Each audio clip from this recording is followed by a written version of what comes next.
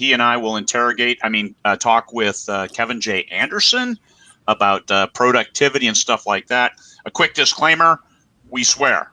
So headphones or turn it down or chase the kids into the backyard through the dog door and then block it with a chair.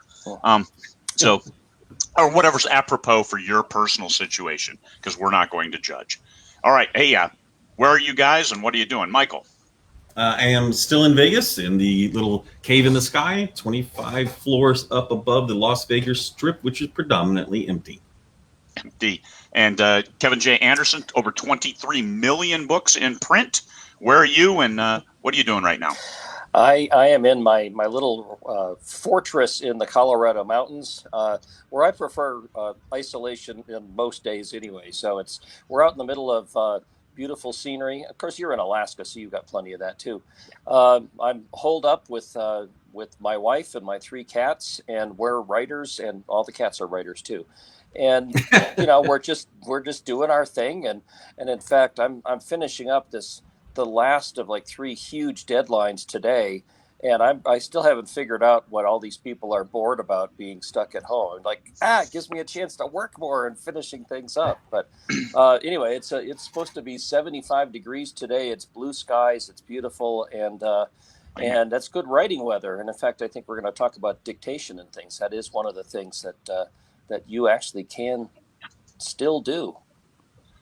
Well, yeah, especially in your situation, in my situation, we can go out and walk about. Mark Dawson as well is now doing a daily conversation while he takes his dog out in this huge field behind his house. So all of these things for a certain subsection of authors where you can get out of your house, a way to do that and be productive while getting some exercise is dictation. It doesn't work for me. And also I have no interest in doing it, but we have a lot of people who want to do it. Can you talk about your process and how long it took you to teach Dragon or whatever you use? Sure. Well, one of the things I like to think while I'm walking, and I learned a long time ago that when I was kind of stuck on characters or a plot twists or how did I resolve this giant space battle. The books that I write are these huge, complicated, like Game of Thrones things with 20 main characters and all these storylines. And it's a lot of work just trying to choreograph all that. I mean, it's not just like one guy goes and investigates a few things and solves a crime. And I've written those books too. But for the big space operas, a lot of times you just have to, it's like a Rubik's Cube. You just got to keep playing with the storylines and figure out how does this one fit with that one. And I discovered a long time ago that I solved a lot of those problems when I would just go for a walk. I mean, I'd go down the bike path or I'd go on a hiking path and just kind of go into the zone and let my imagination wander. And I'd come up with these brilliant twists and these great lines of dialogue and all these wonderful things. And I'd be fracking 2 miles away from my house and I'd run all the way back home and try to figure out, type it all down. And of course, by the time you get there, all you can remember is that was a great idea, but you don't remember what it was. So then I started carrying like a little notebook in my pocket. And whenever I'd get something, I would start like taking notes down and just jotting it. Well, the problem is I have terrible handwriting and it's hard to write when you're walking along anyway, especially if you're on a mountain hiking path. And I can't write as fast as my thoughts come in, especially if I've suddenly full formed. I've got this complete argument between 2 characters. It's dialogue, line after line after line, and suddenly I can't get any of that stuff down. And of course, a handheld notebook really sucks if you're walking in the rain. And so, I mean, I'm talking about the 90s here, a long, long time ago. I started taking a microcassette recorder with me so that I could just dictate, oh, here's an idea, or just get some of these lines of dialogue down. And this was my way of taking notes. And I found that was just really easy for me because they were notes. I didn't have to worry about perfect prose or spelling or punctuation or anything. I'm just like rattling off things. And especially like lines of dialogue, I could have a fake conversation when I was walking.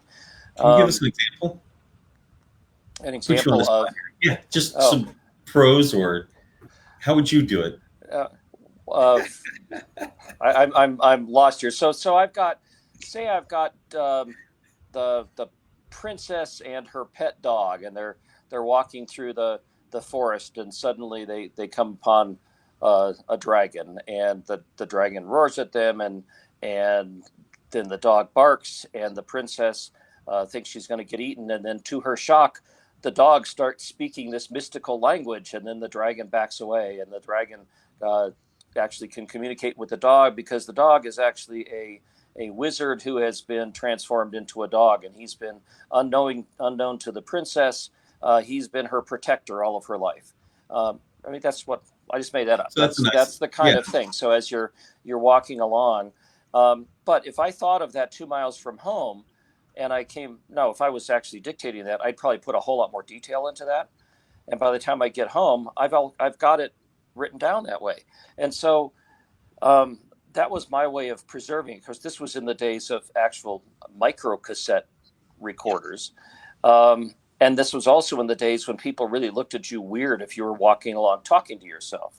Well, nowadays everybody's got a Bluetooth or something in, and they're all talking to something, and it's not as weird anymore. But so here's the thing. The next step is I got those things so detailed that my outlines were practically first drafts. I mean, I would get into, almost paragraph level of, the princess and the dog and the forest and the dragon and all that stuff. And I got to the point where I was just, everything was so detailed in how it happened. I thought, well, why don't I just go to the next step and actually consider it a first draft? And I would just, instead of typing what I was thinking, I would be speaking what I was thinking.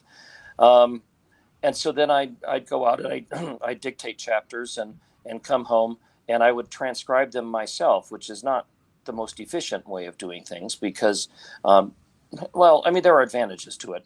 The problem is that for as long as it would take me to transcribe a chapter, I could be out writing another chapter. But again, this was early days, so there wasn't any voice recognition software. There wasn't Dragon or anything like that. But on the other hand, it's a real work day here. My lovely assistant, Rebecca, you getting that? Okay. Yeah, you'll pay for that later. Yeah, if she watches this. So anyway, there is an advantage to you transcribing your own thing, because when you dictate it, especially when you're starting out, it's not perfect prose, and when you transcribe it, it basically gives you your chance to do your first edit when you go through. And I'm a fast typist. I mean, I'm over 100 words a minute, so I can transcribe it, in pretty like 1.5 time whatever the dictation is. Yeah. So that was actually good. But I'm such a productive writer that it rapidly became inefficient for me. So I started hiring actual typists. And it's easy to find typists. There's a lot of them that are transcriptionists. They do things for law offices, for doctors, and transcribe all that stuff. And I got to tell you, a transcription service would really rather have the story about the princess and the dog and the dragon than a doctor giving results about people's colonoscopies. So my typists, I have a typing service that I use. It's called WeScribe It. And their typists kind of fight over my stuff when it comes in, and it gets turned around pretty fast. I'll make sort of a side comment about Dragon Naturally Speaking. First, because this the last release of Dragon, they've decided to stop supporting Macs, and I use Mac. Most writers I know use Macs. That just was a completely stupid decision on their part to stop supporting Apple products. So I can't use it even if I decided to. But because I write Dune novels, I write complex space operas, training Dragon all of the words just to me is kind of crazy, and I don't have that patience. And at my point, it's not that hard to pay a typist. It's not that expensive. They're a fast turnaround. I consider it worthwhile. I used to have like my own personal typist, to somebody who was kind of the person that we hire. And she acted as a first reader, because every time she would transcribe something, I'd always get commentary back that she loved a chapter, she hated a chapter. It's, you idiot, don't you remember you killed this guy in the last chapter, so why is he back here in this one? And that always helps. But to me, well, to get back to our situation now, I'm allowed to go out with my recorder and walk on hiking trails all by myself, and my bike paths and everything. And I find it much more. I really can't write very well just sitting cooped up in my office and staring at a screen. I want to be out. I've written dune novels out in the Great Sand Dunes National Park or in Death Valley. So you're surrounded by beautiful scenery, mountains, and all these sensory things that as writers we're supposed to put into our writing. So I'm putting in all kinds of, when you're out in the sand dunes, there's like a feel of the dust, the smell of the sun on the sand, and the sound of the wind as it kind of rushes over the loose sand. And I wouldn't think of these things if I was sitting in my office with my Rush music playing in the background. But that's where I do my editing after I get it done. Sure. I've done. I go snowshoeing in the winter. I'm up in the mountains and I'm crunching along on my snowshoes, and I might be writing, characters on the polar ice caps of some planet. It just gives you some real sensory details. And well, this is a plug, but it's actually by way of expanding my explanation, because I got asked this on so many different interviews and so many different people. I finally last summer bit the bullet, and I wrote a whole book called On Being a Dictator, about all the different things and all the different techniques about dictating. And I co-authored with Martin Shoemaker, who was one of my Padawans, who I taught him how to do all the dictating. But he's gone off. He's got a whole setup. He's got my assistant will get that again. He's got a whole setup in his car, because he's got an hour-long commute to work, and he's got on a headset, and the dictation machine is in his car. And once he drives and once he gets on the freeway, he just turns it on and records, and he can do a story almost every single day when he goes to and from work. And that's work time that most of us writers just would never produce anything. You'd listen to the radio or maybe an audiobook or something like that. So I put all these things down in On Being a Dictator. So if I don't cover something here, you can look at that. Already just purchased it while you were sitting there talking. Went to Amazon. Oh, look at this. Click, purchased. I wonder how many people have followed me already. Went, okay, good. Craig mentioned that he was going to be talking to you today. I'm like, I want to talk to Kevin, because I think your method of dictating, I can use Dragon if I'm doing conversation, but as soon as I try to do action, it falls apart for me. I don't know what it is, but the physical effort of thinking of the scene and then typing it is very natural for me. But when I try to do that in a dictation, it doesn't work. However, I can sit there and do people talking without any problem.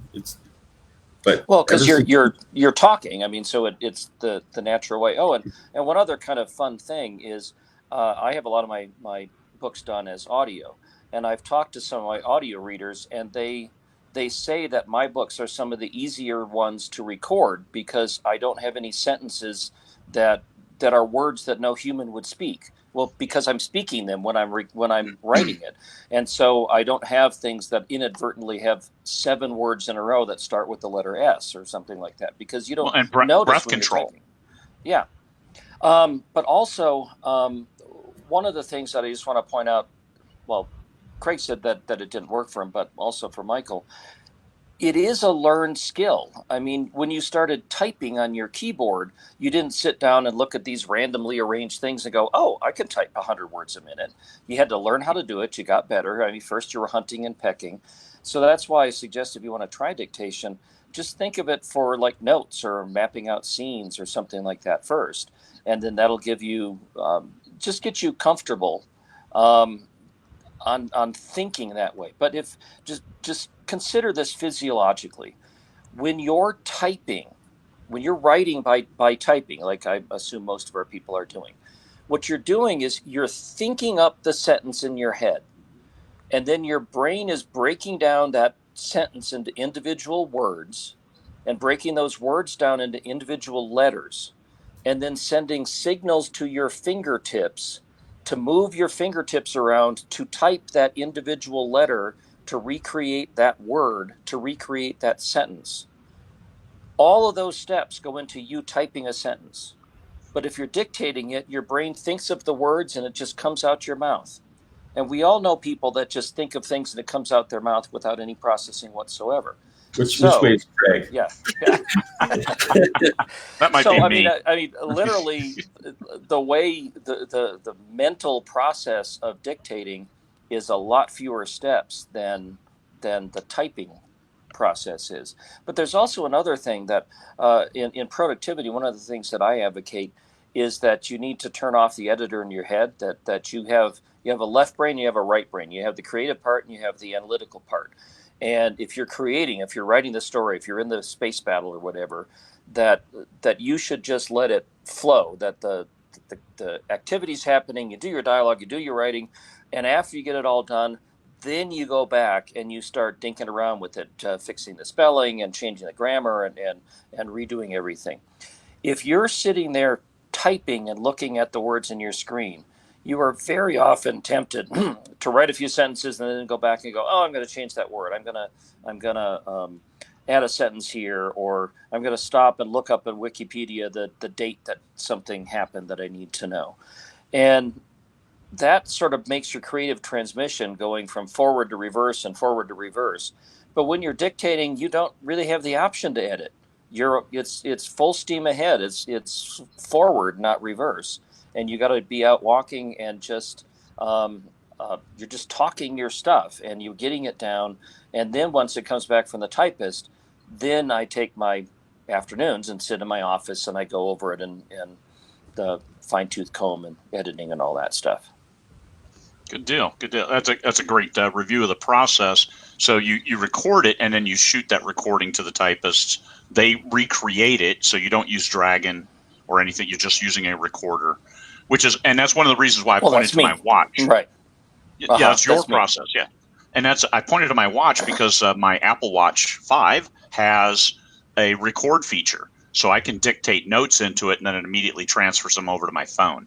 So that's my way. And one of the holdups for me dictating is when I walk, I can't breathe because my lung damage. Problem, right? Yes. So talking, even when I'm walking with my wife, I don't talk because I need all that air to make sure I can take the next step. And it's one of those things. I understand it's a learned skill, and I edit as I go. I always go back those 3 sentences. I constantly review 3 new ones, 3 old ones, 3 new, and I can average about 1,500 words an hour, and that works for me. So the Marine in me says it's okay to work harder, not smarter, and I'm okay with that. Well, but one of the good examples is, I mean, the last month, everything about what we do has changed. Yeah, and significantly. And you can't. A lot of people like to sit in coffee shops and work. Well, they can't do that anymore. One of the things that you can do is go out. I beg to differ. You can if you want to get actually arrested. Arrested, yeah, fine. Well, and then you get to have nice, quiet time in some prison cell and do your editing there if they let you have your. So that is an advantage right now because it's so much harder to get exercise, to do anything, and this is so as far as the changes in our society now, my writing process hasn't changed that much because it adapts to this. If I love to sit in a Starbucks and edit, I used to go and take my laptop there, put my headphones on, and I just kind of have the bustle all around me as I'm staring at my stuff. So I just have to figure out a way around that now. But as we have to adapt too and figure out things, and this is just one extra technique maybe that you can get. If you don't have a question, I'm going to go completely off topic just for a second because it occurred to me. There is no topic. So. Yes, that's right. I think, yeah. But have you noticed what is the difference between working with your trad pub contacts now versus 2 months ago or three? Oh my gosh. See, for my indie people, we've all been doing this. I mean, it's not really that much different. The trad pub people, that first, a lot of them are. It was exciting and scary that, oh my gosh, we get to work at home all the time. And I'm like, well, we're always working at home. I mean, we're used to that. Uh, but what's difficult right now is trying to get paid. I mean, I've got several relatively large, delivery advances that I've turned in the second spine of the Dragon book, and it's been edited and approved. But the approval payment paperwork went through right when all of New York was shutting down, and so it got lost in the process. And now I'm screaming like, "Where's this payment that was due 3 months ago?" And they go, "Oh, we lost it, so now we need to resubmit it," but nobody's in the office. And then I had through my agency, would they get paid? So then they cut and send me a check. Well, then they got into sort of a whirlwind in that their process was set up to cut checks and mail them to people. Well, they don't have anybody in the office to cut the checks, and so then they went around trying to get bank transfer information from everybody, which we've now got that changed. One of the differences is a great deal of things that we could have been doing better, but just never quite got the kick in the butt to do it. Now we've got the kick in the butt to do it, so we have to change. And just as an example, here at home, we get checks in the mail, physical paper checks in the mail, and we have an assistant who would come in 3 days a week, and one of her jobs was to go to the post office and mail stuff, and she'd stop at the bank and deposit the checks. Well, she doesn't want to go to the bank anymore. Well, she doesn't come into work anymore either. But so then we're like, well, we got all these checks, and then Rebecca and I kind of looked at each other, and she said, well, that's always been possible that we could just take a photo of the check and deposit it that way. I'm sure a lot of your people are doing that. Well, we knew it was available. We just never had the reason to go that extra, not not really hard step to do it. And but now we're not going to go back. Now that we know how to do that, why would we do it the old way anymore? It's fast doing it that way. That's what I do. And my trad pub, I have 4 books with an imprint of Simon and Schuster, and same thing. They insisted on mailing paper checks. So in a couple months, my quarterly dues will come, and we'll see if it gets here, or if they say, hey, we need to move over to this the 21st century system and pay you that way, Yeah. which I would prefer. But here's another couple big shakeups that are going on per Michael's question. My big trad book last year was called Spine of the Dragon, big fat epic fantasy that Tor Books released, and the hardcover came out last June, I think, June or July, and so the paperback was supposed to come out this June, and then the hardcover, the next one, comes out a couple months after that. Again, guys, this is Trad Pub. They do books one a year, and that's what they do. Well, because they bought the shelf space right within like Barnes and Noble and stuff. So they just called me last week and said, we have to bump your release date of June because our printers are shut down. Yeah. The places that manufacture the paper books, meaning printing 10,000 at a time and shipping it out, they're shut down. The physical bookstores are shut down. Even though you could still order a copy through Amazon or other online places, the printers can't print the book. And so therefore they bumped the release date from June to, it's currently August. I don't know if they're going to change that at all. We got a really scary thing, I think 2 or 3 weeks ago. My whole time sense is gone. It could have been yesterday as far as, I don't even know. But Diamond, the world's largest comic book distributor, the one that brings all the comics to all the comic shops, Diamond shut down. They can't print the comics, they can't deliver the comics, and all comic shops are shut down. So all comic book issues for the next 2 months have just been erased, just stopped. And Diamond is very parallel in in their business to Ingram, which is the biggest book distributor. And I haven't heard from Ingram, but I don't know that Ingram might not be too far away from doing that too. So if Ingram shuts down distributing books, this is a fundamental change in the way book distribution, book selling happens. Now, as far as indie authors go, we don't depend on that sort of stuff. But trad authors, this is like suddenly their Titanic has hit an iceberg. And I'm sure Michael will love that comparison. And Ingram did announce last week that their people were considered essential workers, so they had kept their printing business open, but that was anything could change day to day. All it takes is, like Amazon, you have a few COVID-19 cases in your warehouse and in your production facility, and all of a sudden you got to shut down for 2 weeks while they sanitize and clean it up. So I expect that to happen very soon.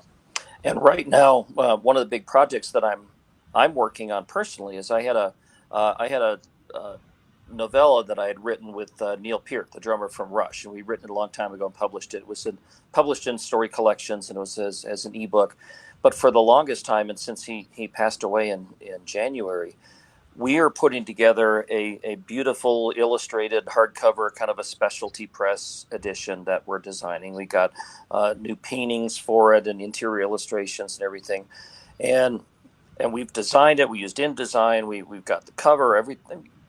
That's what I do as a publisher. So we've got all this ready to go, and it was an 800 copy limited edition. We've sold pre-ordered 3/4 of them, and I sent it to so I'm not doing this POD. I'm doing this as an actual offset print run because it's pretty much 800 copies. We hope are going to be pre-sold. So all the files, they're done. They're in. They're delivered. The printer has them, and we're expecting to get the copies by the end of April. But I'm worried that they're just going to shut down the print plant before the book gets published. And I raised the question with my printer, and he said that currently print plants are considered vital resources because you have to print and publish things. So I'm cautiously optimistic, except I've got a different curve coming up and a big bump, because if I get 800 copies of this dropped on my doorstep, I now know I don't have any employees to help me ship out the 800 orders. So that's going to be a challenge we're looking forward to. So it may well be Rebecca and I in a card table out in the middle of the driveway on a nice day, slapping together mailing labels and envelopes and postage meters and stuff. Signing away. And I bought one of those, Kevin, of course. I can't hear you, Craig. Oh, are you sure? Michael? Looks like I'm okay. Oh, I think it's you. Breaking Kevin. up. all right, Breaking I'm up a not little bit. hearing It's anybody. Kevin. It's That's right. Kevin, not us. Holy cow. How about now? Nope. Now? Thumb down. Okay. I don't know what to tell you. But I bought one of those, of course, being a big fan of Rush. Can't hear Now- you, Kevin. Yeah. Yeah, we can't hear Kevin. What did you do to him? Log off, and then I'm Yeah, going to cut him out and make him log back in. There we go. So You can do that. because Did you I have take- the power. I think you might have overstretched. You do realize that was Kevin J. Anderson, right? Yes, and we couldn't hear him, and if he clicks back in, we'll add him back in. But yes, Kevin J. Anderson, I just hung up on him. Hopefully, he doesn't go back and watch us. I just want to clarify. Yeah, well, if he does, Kevin, I had nothing to do with that. It was all Michael was saying. Kill it. No, Kill the no, feed. was not. Yeah, no, Kevin, no, come back. Of course, he might not be coming back, and then what are you going to do? Yeah, then we'll talk about. I don't know. We'll talk about something. Okay, here we are. He's back. He's bigger and better than before. Okay. How about now? I can hear you now. All right, there we go. Thanks for coming back. Michael was making fun of you the whole time, and I was defending Bullshit. your honor. I was sitting there to ask you. You just cut Kevin J. You realize this wasn't like Kevin, everybody who walks on the street, Anderson, and you decided. I think the power has gotten to your head, Martelle. That was Well, Mike. I had a book deadline. I had to drop out and finish a novel, and I'm back. So don't worry. I'm here. Anybody else I'd call bullshit. I would go, maybe he's right. How many books did you publish in 2019, Kevin? 13. Almost a record year for you. Yeah, a lot of them were reissues of ones I got the rights back. The trad books that I had, I got the rights back and reissued them. I did. This was a project that was kind of looming for a long, long time that I've always wanted to do, but I just never got around to it. Is I have about 150 short stories I've published over the years, and I've thought, well, why don't I publish a collection of my short stories? And then I realized, oh, well, that's going to be more than one book. Oh, that's going to be more than 2 books. Oh, crap, that's 4 books. And so all 150 of the stories I put in, I did 2 volumes of science fiction stories, 1 volume of fantasy stories, and 1 of horror and dark fantasy stories. And just gathering all those stories, and I didn't rewrite them or polish them. I thought about it for about 10 seconds, and then I realized that was a stupid thing to do. But what I did do is I wrote a little introduction for every single story about how I wrote it or why I wrote it or who my collaborator was or something interesting. And then the real pain in the butt was coming up with all of the copyright information. Where exactly was it published first? What was the issue number? What was the year number? All the fine print stuff. That was the thing that scared me the most. But we did that for the longest time, and I got 4 volumes. They're all out, and I mean, in fact, I just gave away the fantasy one just because everybody's stuck at home with nothing to read. So I thought that's my reader magnet. Here's a bunch of fantasy stories. Hope you like them. The other nice thing is, I'm kind of going off on a tangent here, but I had all these stories. They were just all buried in contributors' copies boxes and everything. And people are always asking me for a reprint story for their magazine or their website or something or other. And it was always kind of oh, all right, I'll go and find something and dig it up and send it to you. And now that they're all in these 4 volumes, I can just grab something and send it out instantly. My Hollywood manager now suddenly has all access to all these short stories that stories often make great episodes for anthology things and stuff. So it was worth doing all of the stuff. And because I did it in my own publishing house, I could do all the care and make it look pretty and well designed and beautiful covers. And this is something that we all talked about in Bali. One of the big efforts that I'm doing this past year in Wordfire Press is we've just found a way to make pretty impressive hardcovers of all of our releases. So now I've got these 4 beautiful hardcover volumes of the collected short stories of Kevin J. Anderson, and it almost makes me feel like a respected writer or something, because it looks like almost like Robert Heinlein. Well, but to get back to our thing here is that I sell well. I'm a best-selling writer. I mean, I do very well in traditional publishing, but there is literally no traditional publisher that would say, hey, we're excited to do a 4 hardcover volume collection of Kevin Anderson short stories. It just wouldn't happen. But It's one of the things I'm proudest of. I love having these things around. So that's cool. I think that's. I'm sorry, Michael, go ahead. Well, you bring up an interesting point, Kevin, which is, you started over here in the Trad Pub and you had quite a history there. But you also started Wordfire Press. You started publishing other authors who had traditional and they were getting their rights back. You started doing, you teach now. You have quite a bit of things going on. But if you could go back and tell yourself a couple of things that would help you now, like do this sooner, do X, Y, Z, don't do this, what would some of that look like? Well, we mentioned it during the 20 books in Vegas, and this is something I've been fixating on more and more, because I've been around a long time, but I still like to think I'm a mammal instead of a dinosaur, and things are changing a lot.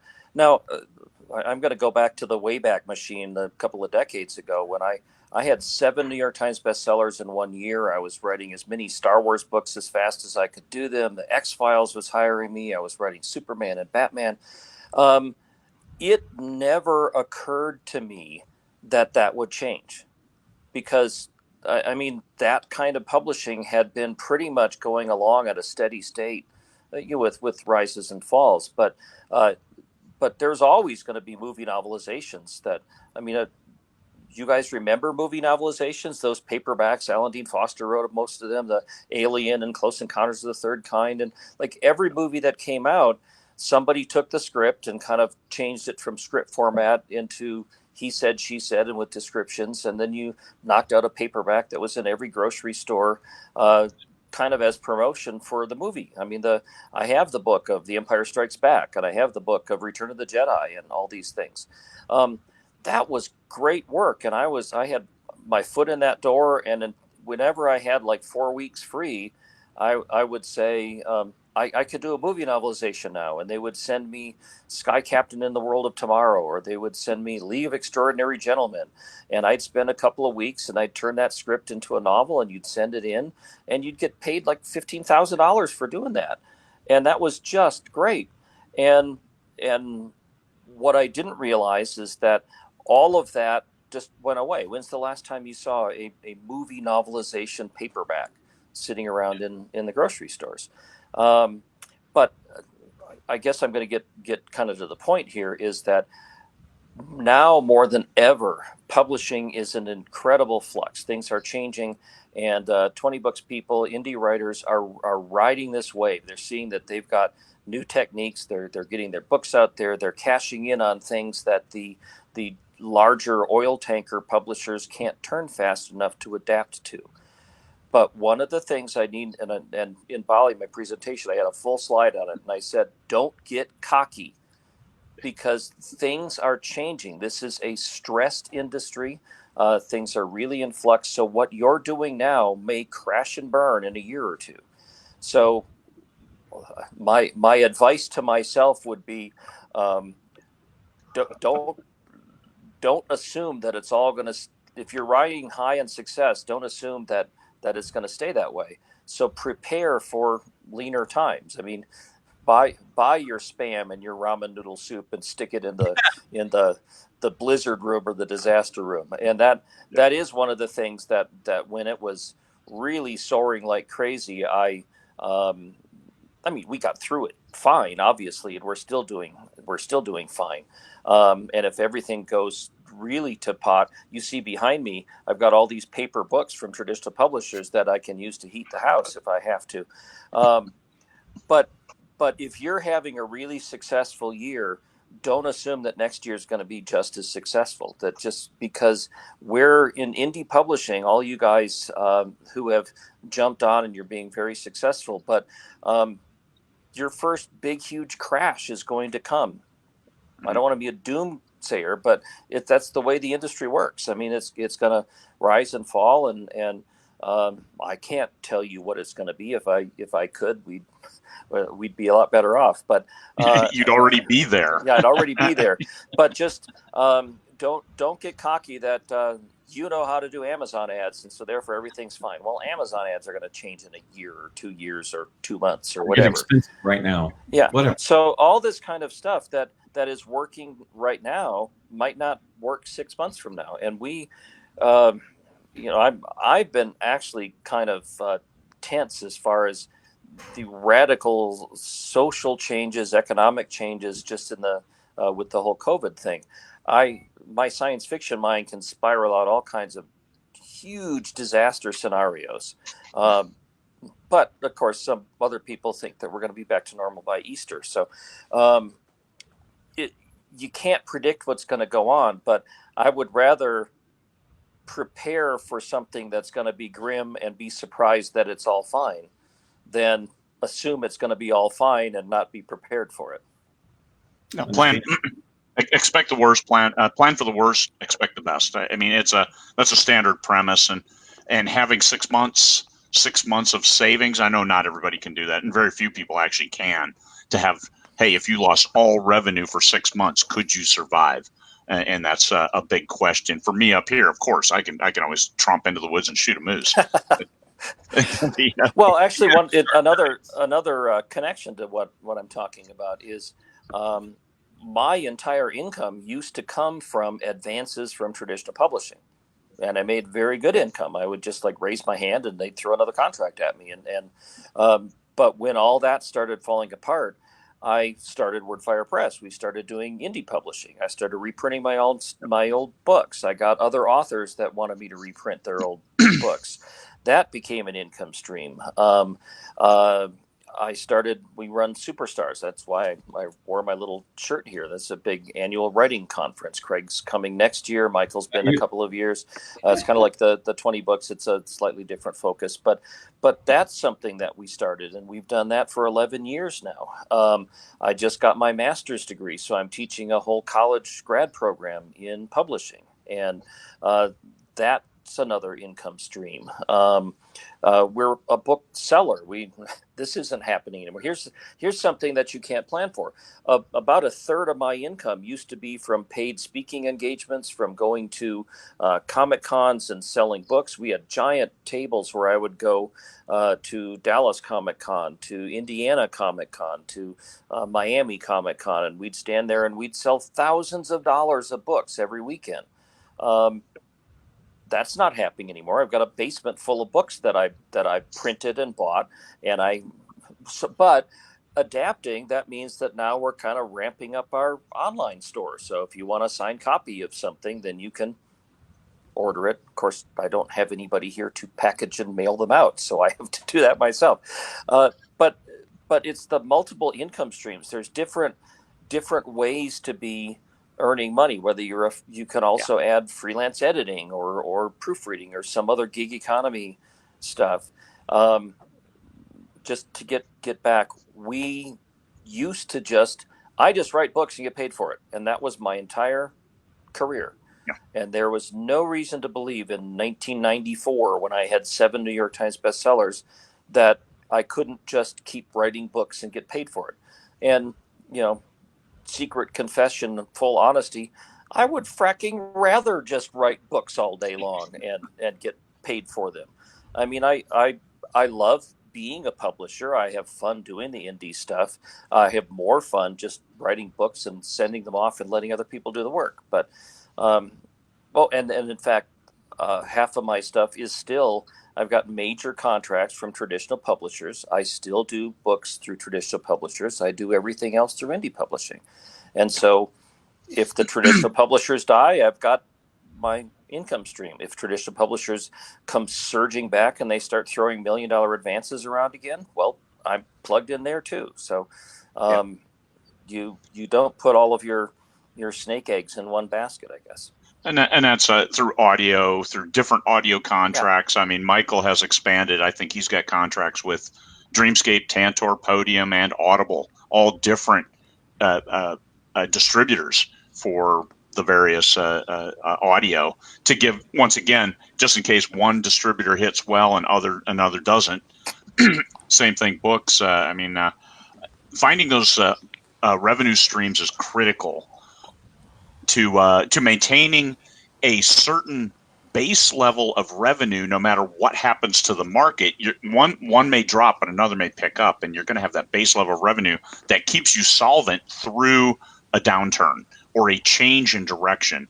And indies can flex a lot quicker than trad. Like trad right now, hey, we're shutting down all the printing presses, and those indies who do middle grade physical books, they're taking a big hit. I know Joseph Alexander, 90% of his business was in paper because he does guitar self-help books, and being able to hold those and hold guitars them open. Need self-help. I know, it's crazy. Wow. But so those, but 90%. And now if they shut down printing or even delay shipping, because usually with a paperback you get paid when they ship, I believe, not necessarily when somebody buys the book. You ask to get paid when they ship. They usually take 3 or 4 months to get around to sending you the paper check. But there we go, callback. And one thing I would like to plug in there, because this is something that I am spending a lot of time and effort doing. I mentioned earlier that 2 years ago, I got hired as the director of an entire graduate program in getting a master's degree in publishing. for Western Colorado University. And I had to go back for a year of school to get my own MFA so that I could be allowed to be a teacher. But we're in the tail end now. We're wrapping up our very first year, our first cohort of grad students. We have 9 students in it. And I'm teaching. It's a full master's degree, and it's evenly split between traditional and indie publishing. And I'm really having a blast at it. That we're all the students we've had, thanks to Draft to Digital, we got funding so that we could pay professional rates for stories, and the whole group of students put together an Nice. anthology. We came up with the anthology idea, or I mean, not they came up with the anthology idea, called Monsters, Movies, and Mayhem. So it's all like dark fantasy, science fiction, horror stories about movies and monsters. And they wrote the premise, they wrote the solicitation. I guided them through reading the slush pile. We got 430 some stories. They read through. I mean, this is their class. They read through the slush piles, and then they weeded out the really bad ones, and they wrote all the rejections, and then they weeded out the second tier. And because we had money from Draft to Digital, we had a budget. You could only buy this many words. And so then they had to weed it down and fight over which stories got picked. And then it came to, well, it's not just which are the best stories. You can't have 10 werewolf stories and no zombie stories. And you can't have all funny stories and no scary stories. And all these different considerations they had to do. And then sort of realistic stuff. We had stories by big name authors that came in because we were paying pro rates, and I'm lecturing Pro rates them. being 8 cents a word, 10 This was 10 cents a word, 6 cents a word, because we had 6. 6 cents a word on it, and we paid out. But if you get a big name author with a good story and a no name author with a little bit better story, which one do you pick? Well, college students want to pick the better story, but professional publishers want to pick the big name to put on the cover. Yep. Fortunately, our big names turned in good stories, but these are all considerations. And then they had to write the contract, and then they had to do the copy editing, and then they spent a month and a half doing all kinds of vellum exercises. That was the textbook they had to buy. They had to buy vellum, and they had to learn how to do all of that stuff. And then we got the cover designed, and they sent out the review copies right now, and they're building up to marketing. And for their graduation in July, we were all supposed to be together in Colorado at the university and having this giant book launch and a book signing. Well, that's not going to work. So now we're figure out how to market it. I think we're going to make it a signed copy with digital signatures from everybody, and do it in hardcover. But that's their group project, and their solo project. Each one of them we had to study copyright law and copyright rules, and they all got some public domain. They all got a public domain book. They found a Jules Verne book or an H.G. Wells book or something that was out of print that needed to be reprinted as a classic. And so they got the text, and they worked on proofing it, and they're laying it out themselves. They're designing the cover. They're going to release it. They got people to write forwards to it. And these are their thesis projects, that they're publishing books, and they're going to market them. This coming week, they've got Dave Chesson. They've each been given a copy of Publisher Rocket. They're going to learn how to use Rocket. They're going to learn how to do keywords.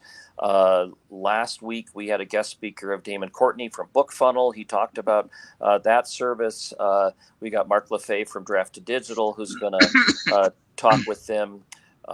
We have Dean Wesley Smith, who gave a whole long lecture on copyright.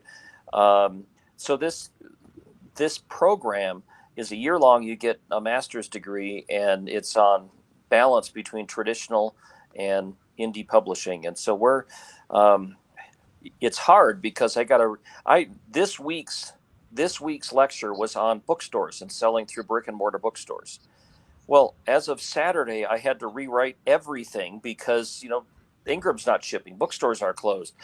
Macmillan laid off 20% of its workforce, and all this stuff. And for much of their indie class, their textbooks are they need to listen to podcasts every week, and they discuss blogs. They know your names very well. Michael. And in fact, we might try to get you guys to be guest speakers at the summer. It was supposed to be a residency. I mean, 2 weeks in Colorado on the university in July, but now it's going to have to be all virtual. So we have to bring in guys like this, and so we'll probably have you guys there. The question right there is, it is. So the question is, are you teaching the program online? And for now, and the answer is, it was always online. But you were going to have them come in and kind of finish it physically. Okay. Well, in normal times, it's called a low residency degree, which means it's all fall it's online, all spring it's online, but they need to spend 2 weeks in person in the lovely Colorado mountains in July. So that's where we do the hands-on stuff. And so this summer, we're not going to have that. So if you sign up this year, you don't have that expense for this year. I hope next year everything's all back to normal so that we'll have the 2 weeks face-to-face in 2021. But for this coming year, at least your first year, it's going to be virtual. So that saves that time and hassle. And it's Western Colorado University, and just type publishing. I think Ann Lone actually put the link in the people conversation. So, but see, the reason I don't think there's any other program like this. If you look at other publishing degrees, they're all trad. I mean, they want to teach you how to get a job as an editorial assistant in Manhattan somewhere, because my background is full on in both sides. I'm teaching both sides, and because it's kind of limited to only the students reading it, I can say snarky comments that shouldn't be made public. So, but I think that if you're trying to get a full broad-based knowledge of how publishing works, and I think you should. I mean, even as an indie publisher, I think you should understand how Ingram works, how Barnes and Noble works, how the big five publishers work, why they cut themselves off at the knees so many times, just to watch how things are happening. Yeah, some of them are practical. I did a lot of, or I've done more research, both reading Mike Shatzkin, but more importantly, his dad, Leonard Shatzkin, and going through and understanding some of the conflicts that they have trying to build stuff as it is. And you realize it's not that they made stupid decisions. They just made practical decisions for the time and never changed. Well, and one of the things that we're seeing right now, and this is a very long rant, so I won't do the whole thing. But so now at 10, 15 years ago, if you were a writer, you pretty much only had traditional publishing. If you did indie publishing, you were kind of frowned upon because it was vanity publishing and you couldn't sell it anywhere and no bookstores would carry it. But now, of course, you have the option. You can do it yourself. You can do POD. You can do all of your ebooks. And authors now have options other than the big five publishers. And this is the strangest reactionary thing, is that the big five publishers, rather than deciding, oh boy, we're going to lose all of our good authors if we don't make things nicer for them, they're doing the opposite. The big five publishers are putting terms into their contracts that are just, they curl your nose hairs. They are just like, I've never seen terms like these before. There are ethics clauses, there are non-compete clauses, I saw one from a big publisher from one of my writing students who was thrilled. He just got a 3-book contract with a big five publisher, and so it's 3 books, which means that they will publish 1 book a year. And his thing was a non-compete that he wasn't allowed to publish anything, not even a short story collection, with any other publisher. He was not allowed to even sign a contract, even with a collaborator, until after the 3rd book in the 3-book contract was published. That's like a 4-year period. I hope he didn't sign it. He didn't sign it, but the fact that they would even put that in just makes me, this is just a reactionary thing that should scare off. I mean, what they're doing is they're driving people to do it indie when it could well be a viable. You can have. some sort of club or a gang. You're in our gang, therefore you can't be in this other gang. Well, and they think that people want to be with trad publishers so much, and there are a lot of reasons why people want to be with trad publishers. You will see your book in Barnes and Noble. You will see an imprint that says Simon and Schuster or whatever on the spine. I mean, we can do a whole hour on pros and cons of traditional publishing, because I see some advantages to it and I still use them. But it's getting harder the way they're making these terms. That, I mean, we're fighting one right now with a major publisher that there's a clause in there that says, if I say anything that is not true on social media, on a panel, at a library talk, in a newsletter, that whether or not it has anything to do with their book, whether or not I'm on a book tour for their publication, if I say anything that is untrue, that gives them grounds to break the contract. And I'm like, if I say I first met Michael Anderle in 2016, but somebody figures out that it was actually 2015, that's technically reason for them to. I tried to get them to add the words "with the intent to deceive," because Yeah. That would be more appropriate. Otherwise, it's absolutely and completely subjective. Well, it's unenforceable. It's ridiculous. Yeah, I wouldn't think so. But the fact that they would even put something like that in there now it's a reaction to. Oh, I think the guy's name was James Frey. It was an Oprah's Book Club book. Something on it was on fire. I forget what the name of it was. Where he did his whole life story, how he had been brought up with the drug addicts or something, and it was his horrible life story, and it turned out that he had made it all up. So I guess that's the reason for this kind of thing. But in typical fashion, instead of just fixing the little problem, they're changing over. Anyway, we're off on a tangent, but my life here's is another full tangent. Of tangents. Yes. Yeah, I have to do this one because it's hilarious. So are you familiar with all of the Chuck Norris jokes? I've seen a bunch of them, and I didn't quite understand what it was all about. So you might have to explain some. All right. So they would have a joke that would talk about, can you think of one off the top of your head, Craig? Chuck Norris and just how silly it would be. Chuck Norris went to the, what is the four presidents on the mountain? What's that called? I forget. Mount Rushmore. It's Lincoln and Washington and Jefferson and Roosevelt. So in other words, so it would be something to the point of, he went there and he scared the four presidents so much that one of them changed into his own face. Just how badass he is. It's like if you couldn't even make something even more. So they put down here, Lindsay did, Alan. I see it. Is, yes, the author equivalent. So it's a good thing. All right. It's absolutely a good thing. I think it's hilarious. Chuck Norris was exposed to COVID-19. COVID-19 is now in 2 weeks of quarantine. Yes. So. All right. I'll take the win. But they are funny. There's hundreds, if not thousands, of Chuck Norris comments out there in that meme. But I thought that was amazingly funny. Well, you know what? We do what we need to do to survive. But, I'm unemployable if I can't make a living doing this stuff. If I had to go, well, I suppose I'd be a good like forest ranger and a fire lookout somewhere, sitting up there all day long. Because then I'd be writing all day long. So it's. I hear you're going to be getting a lot of experience in book packing and shipping pretty soon. Yeah, well, I suppose I can work in an Amazon warehouse after that if that works. I can prove that I can pack and ship 800 copies of Drumbeat. So there you go. Got all of that. So do you have any other plans for 2020 that you hope to attain that, notwithstanding the whole sheltering in place? Well, the funny thing is I had a travel schedule that was so packed. We were going to, I just got an honorary PhD from the University of Kyiv in the Ukraine. And I was supposed to go to Ukraine next month to be presented with my PhD.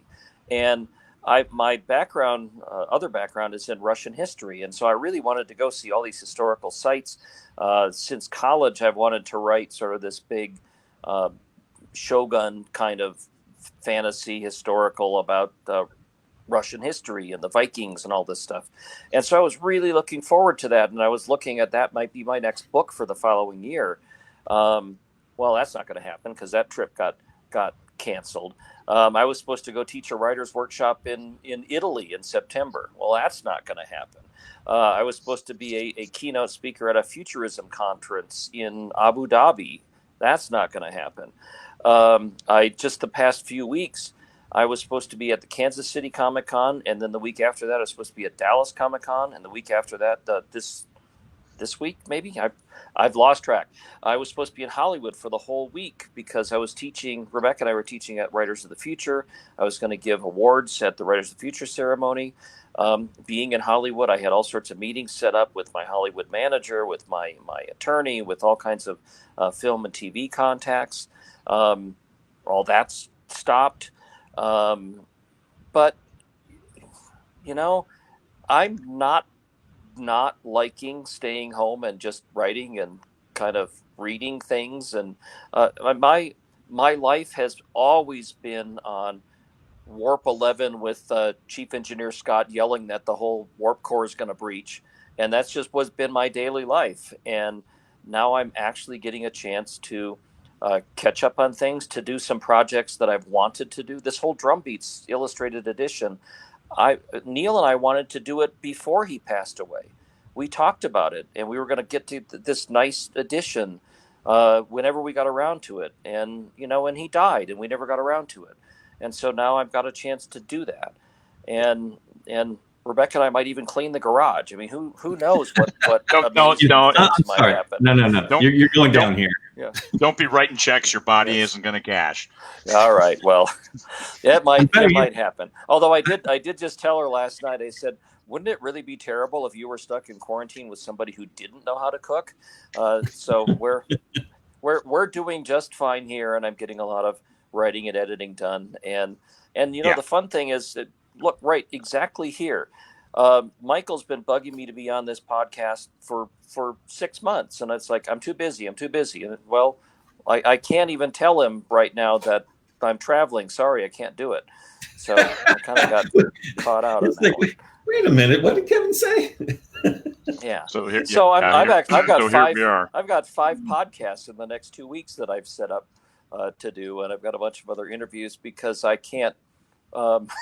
I can't tell them no, but you got to. It's the social contact. I like you guys. I like hanging out with you guys. I would rather do it with like beers in front of us, but instead, I got my coffee cup, so there we go. Yeah, I don't. Well, shit, I have nothing to drink here. I got out of bed. Freaking Craig keeps making these things at 7 a.m. my time, which is not a normal time. I'm up and around and happy. So, well. But with writers adapt. I have to say we're in a whole lot better shape than a lot of people are, and yes. We can still do a lot of our stuff, a lot of our work, and we just got to try to keep writing things. Although maybe that plague pandemic book isn't going to be as much fun to write right now. You should do maybe an epic fantasy instead. I see that Craig is changing our stuff back and forth. He obviously still has too much effing power. Yes. No, I lost my internet.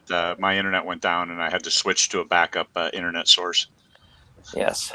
Well, it's all those kids that are doing their school online now, so they're all crammed in.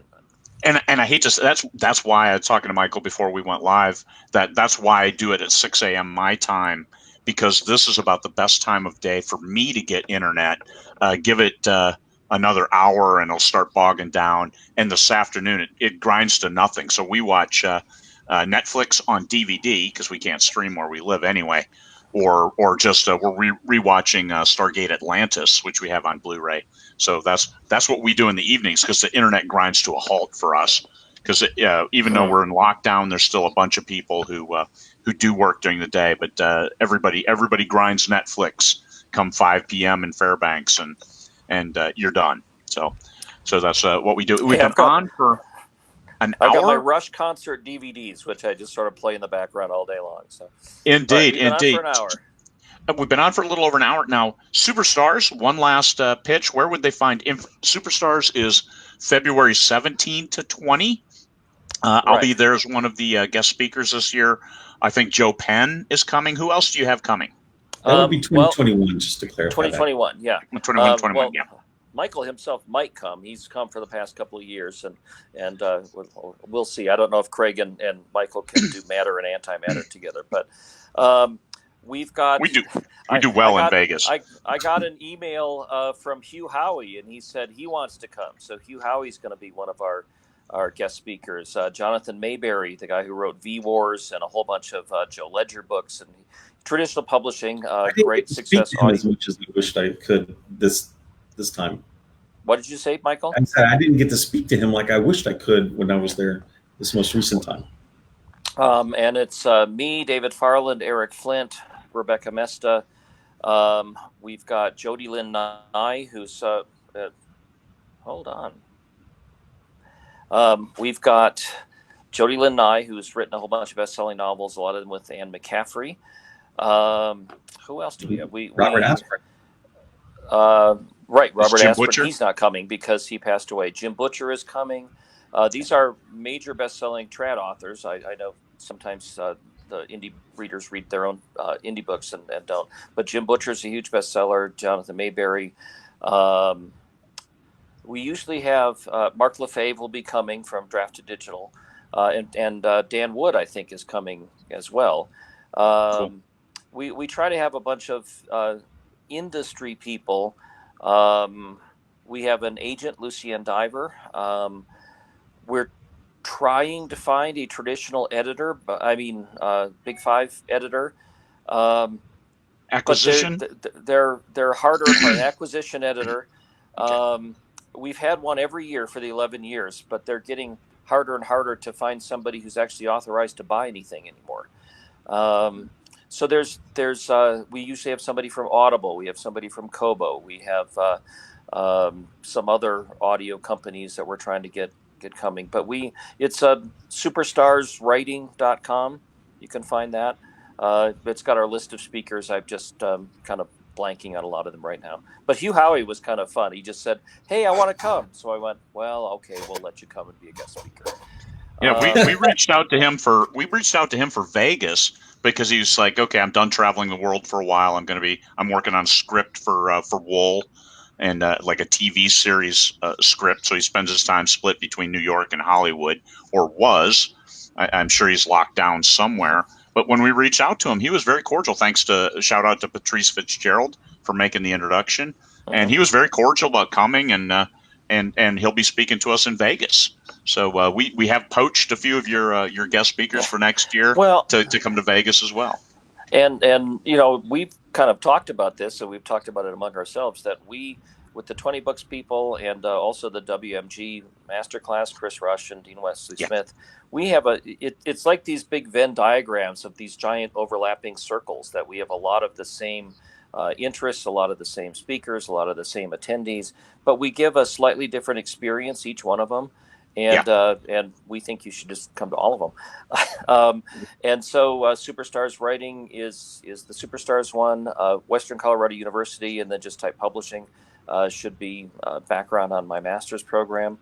And I'm right now, today I will be finishing up an extensive Dune, the novel Dune. We're doing a graphic novel adaptation of it in 3 volumes. And today I'll finish my first draft of the 163-page comic script of that, send it off to Brian Herbert for his next round on it. I'm writing a big epic fantasy, so I'll go out this afternoon and dictate a couple of chapters as I stand under the sunshine and get my vitamin 75 degrees. Holy cow. 75 degrees. So nice. Yeah, for me personally, today will be. I am finishing up Executioner 9, who I co-write with Michael. It's yet another in the Cartharian Gambit universe. So number 9, I'm at 66,000 words and 2 scenes to write. So I'm thinking about 75,000 word for a wrap up, and then I'll do one last read through tomorrow and see where we are and shoot it on, and then I'm going to rewrite a mystery series, 9 books in a mystery series. those earning for me, get that revenue stream cranking. Michael, what are you doing today? I'm coming back after 2 days of vacation and 2 days of weekend. And while I have touched base with a lot of things so that my to-do list wouldn't be too large, I've got a lot of people who want answers. And so I will be publishing that. My to-do list is going to be a lot of publishing stuff. And I've got a note here on the side. I'm supposed to remind people that people can buy the audio recordings of past Superstars panels if they're interested in checking them out. So. You bet. And that's Superstars, writingsuperstars.com? Superstarswriting.com. Superstarswriting.com. Take a look. Hopefully somebody will post that link in here. And so one thing, Michael. David Pomerico, is that how you pronounce his name? Yes, David Pomerico. He was from HarperCollins last year. Right. So I was able to get some time with him. One thing that he was surprised about, which might or might not help you if you go forward with this, was the fact that I was looking to him to acquire some rights from them and looking at stuff. So there's a new opportunity for these guys to actually sell rights to some of us indie publishers who would like to create opportunities between us. I think you can work together. I don't think it has to be a civil war kind of thing. I think that there are strengths I don't believe that for either. each group. So, yeah, and that's what Michael encouraged me to do, is read books by Michael Shatskin and Leonard Shatskin, understand the industry. I mean, we wouldn't be here if it wasn't for Trad Pub, and this is Michael and me. You made your name with Trad, but then now you've balanced that with, hey, I can publish my own stuff, still like Trad for certain things. Because I mean, without Trad, you wouldn't be in Hollywood with that exposure. But now they might look at your self-published books and those kind of. Trad built the industry that we get to enjoy nowadays. They built the readership. They built the reader lists with their magazines, that 60s and 70s. Here's your sci-fi book club and those kinds of things. Those were great. I mean, that's where I got Anne McCaffrey's books. Through a book club. I got them for 6 books for 1 penny, and buy 2 more or whatever. And Anne McCaffrey's complete the three book Dragon Riders of Pern. I got that way. It was a really crappy cover and really low grade printing, but it didn't matter because the story really bad binding but the pages weren't cut well. But the story carried the day. And also I'll announce here. In August, September, I'll be doing a co-writing project with fantasy author Jean Rabe, who is a USA Today best-selling author, and she co-wrote with Andre Norton. Wordfire published a couple of her books. Oh, good. So I'll be writing, I think, at least one, possibly a trilogy with her. It's fantasy, but it's sword and sorcery, so I love that stuff. She's done a lot of work on an outline already that looks great. Mm-hmm. So we're not bored in quarantine. We're still busy. No, I got a ton of stuff to do, and with that, I'm sure you do. Sir Michael does. So we'll wrap up. Thank you, Kevin, for joining us today. It was really your insight and your experience is something that nobody else has to share with us. I mean, what you know, and it's like I learned the hard lessons. You're Kevin J. Anderson, and the first thing you say is, "Don't lose the ego, otherwise you're going to suffer a whole lot in this business." And that's, I mean, great news, great words. I've done all this research and screwing up over and over again, so you don't have to do it yourselves. PhD. Don't be like me. Yeah, do it the right way. Yeah. Right. Thank you very much. It's always great Michael. to talk to you guys. Thank you. Hey, thanks, everybody. Have a good one. Okay, bye-bye.